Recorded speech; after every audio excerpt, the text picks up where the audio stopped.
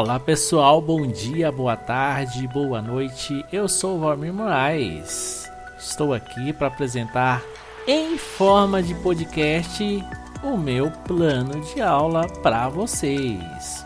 Espero que vocês curtam. Meu plano de aula ele foi pensado, ele foi construído para ser desenvolvido na sala de recurso multifuncional, da escola que eu trabalho.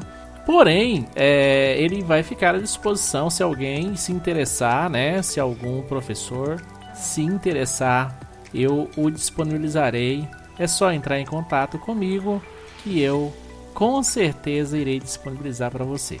Espero que vocês gostem e convido aqui, para fazer a leitura desse podcast para você, a voz maravilhosa da Francisca. Francisca vai estar lendo o plano de aula na íntegra para você, ok? Vamos lá, Francisca, com você. Olá!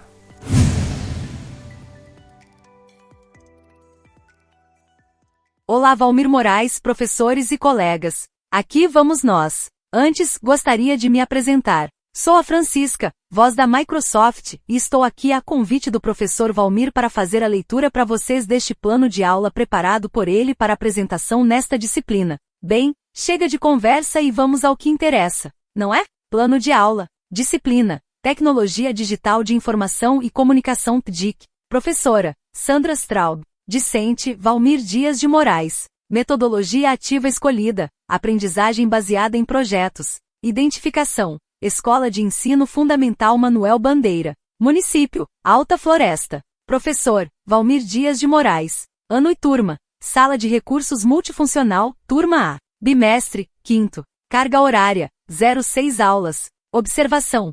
Este plano de aula será desenvolvido observando o grau de compreensão de cada aluno, ajustando-o de acordo com sua necessidade individual ou da dupla. Tema: leitura de poemas, a linguagem poética.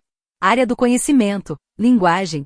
Componente, S, curricular, ES, disciplina língua portuguesa. Competências gerais da BNCC-DRCMT a serem desenvolvidas. EF 69, LP 54. Competências da BNCC-DRCMT na área do conhecimento a serem desenvolvidas. EF 69, LP 53. Ler em voz alta textos literários diversos como ler ou declamar poemas diversos, tanto de forma livre quanto de forma fixa, como quadras, sonetos, liras, haikais, etc., empregando os recursos linguísticos, paralinguísticos e cinésicos necessários aos efeitos de sentido pretendidos, como o ritmo e a entonação, o emprego de pausas e prolongamentos, o tom e o timbre vocais, bem como eventuais recursos de gestualidade e pantomima que convenham ao gênero poético e à situação de compartilhamento em questão. Competências específicas do componente curricular a serem desenvolvidas nesta aula. Estratégias de leitura, apreciação e réplica. Unidade temática. Campo artístico literário. Habilidade, S, a serem trabalhadas. EF 15 LP 17. Apreciar poemas visuais e concretos, observando efeitos de sentido criados pelo formato do texto na página, distribuição e diagramação das letras, pelas ilustrações e por outros efeitos visuais. EF 67 LP 31. Criar poemas compostos por versos livres e de forma fixa, como quadras e sonetos, utilizando recursos visuais, semânticos e sonoros, tais como cadências, ritmos e rimas, e poemas visuais e videopoemas, explorando as relações entre imagem e texto verbal, a distribuição da mancha gráfica, poema visual, e outros recursos visuais e sonoros. Objeto, S, do conhecimento. Item aprender a escutar, ler, compreender, interpretar, declamar e produzir poemas. Item reconhecer e fazer uso de recursos da linguagem poética, como sonoridade e diferentes significados. Recursos materiais, tecnologias e outros recursos a serem utilizados.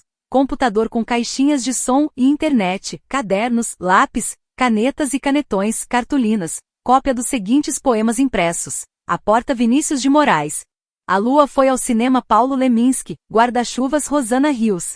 Procedimentos metodológicos. Primeira etapa. Uma aula. Para criar um ambiente favorável ao estudo, será levado para a sala imagens e breves biografias dos poetas que serão lidos. Deverá ser organizado um painel num canto da sala com esse material, e durante o desenvolvimento do projeto, Ali será fixados poemas de autores escolhidos pelos alunos ou poemas produzidos por eles. Durante a aula, será exposto de forma bem simples sobre o gênero poema e a diferença da linguagem utilizada em um poema dos outros gêneros textuais. Segunda etapa, uma aula, leitura. Será lido para os alunos os seguintes poemas. Título: Os poemas de Mário Quintana. Os poemas são pássaros que chegam não se sabe de onde e pousam no livro que leis. Quando fechas o livro, eles alçam voo como de um alçapão. Eles não têm pouso nem porto, alimentam-se um instante em cada par de mãos e partem. E olhas, então, essas tuas mãos vazias, no maravilhoso espanto de saberes que o alimento deles já estava em ti. Do livro, Esconderijos do Tempo, de Mário Quintana, LIPM, 1980.